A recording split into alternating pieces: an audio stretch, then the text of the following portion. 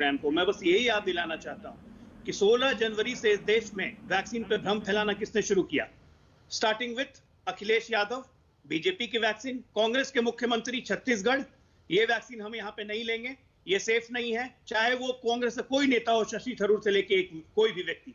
आज ये किस मुंह से कह रहे हैं आके कि हम सरकार को चेता रहे हैं? चेता नहीं रहे, ये जनता में भ्रम फैला रहे हैं, ये जनता को डरा रहे हैं और इस राष्ट्रीय विपत्ति को अपनी संपत्ति मान रही है। ये एटीट्यूड गलत है और इसके लिए जनता इनको माफ नहीं करेगी। लेकिन अब तो वो अपनी वैक्सीन की मांग कर रहे हैं ना। चलिए इससे आगे बढ़ते हुए विक्रम सिंह जी, ठीक है, वैक्सीन आगे आप अपनी बात रखिएगा, मुझे ब्रेक पर जाना है। उसके पहले विक्रम सिंह जी की बात बहुत महत्वपूर्ण हो जाएगी। पूर्व डीजीपी उत्तर प्रदेश के विक्रम सिंह जी, मौजूदा वक्त में जब कोरोना का आफतकाल चल रहा है, लगातार मौतें हो रही हैं, पूरा देश परेशान है, ऐसे में देखने को यह मिल रहा है कि जिसकी सरकार उसी की एफआईआर। इस पर क्या बोलेंगे सर?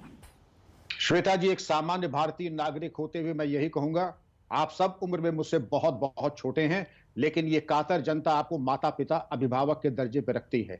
अपने शब्दों का चयन और भाषा परिमार्जित होनी चाहिए। यह संक्रमण काल है, युद्ध काल है। जनता अपेक्षा करती है कि माता पिता एक होकर के इस युद्ध में अपने बच्चों का ख्याल रखेंगे, न कि उनके सामने सर फुटअव्वल करेंगे, जो कि हो रहा है।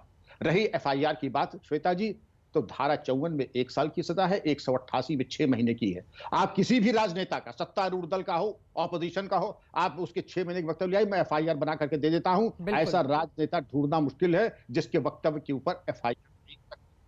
जी चित्रा जी, ऐसा कि एंकर जिसके के ऊपर एफआईआर नहीं हो सकती है, लेकिन एफआईआर करना मकसद नहीं है। ये मकसद, ये समय, ये संक्रमण काल है, युद्ध का काम है। पूरा देश एकजुट होकर के एक एक आउंस अपनी एनर्जी युद्ध काल में अपने प्रतिद्वंदी, अपने खिलाफ जो कोरोना वायरस है उसके खिलाफ लगाने का समय है। अगर हम एनर्जी एफआईआर में लगाएंगे, कानूनी राय मशवरे में, अदालत और कोर्ट कचहरी में लगाएंगे, तो हमारी शक्ति का ह्रास होगा। और क्या संदेश हम दे रहे हैं जनता को?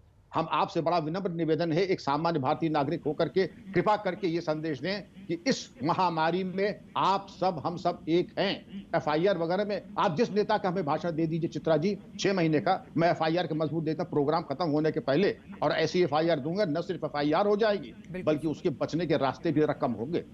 तो चित्रा जी, मेरा निवेदन यह है कि ये गुड फेथ में या किसी भी तरीके से किसी ने अगर कुछ कह दिया तो उसको परामर्श, और अगर वाकई अगर कुटिलता पूर्वक कोई अगर बयान दिया है, राष्ट्र का अहित करने की नीयत से दिया है, तो कठोरतम कार्रवाई हो। फिर 188 और ये 54 डिजास्टर मैनेजमेंट। ये महत्वपूर्ण बातें आपने विक्रम जी आपने कही है। मैं आपके पास फौरन लौटूंगी, इस ब्रेक के लिए हमें रुकना पड़ रहा है, लेकिन महत्वपूर्ण हो जाता है कि ऐसे दौर में जब सत्ता पक्ष और विपक्ष को एक साथ मिलकर काम किए जाने की जरूरत है ताकि एक एक जान को बचाई जा सके। ऐसे वक्त में जिसकी सरकार उसकी एफआईआर, ये डराने और धमकाने का काम इस देश में क्यों चल रहा है?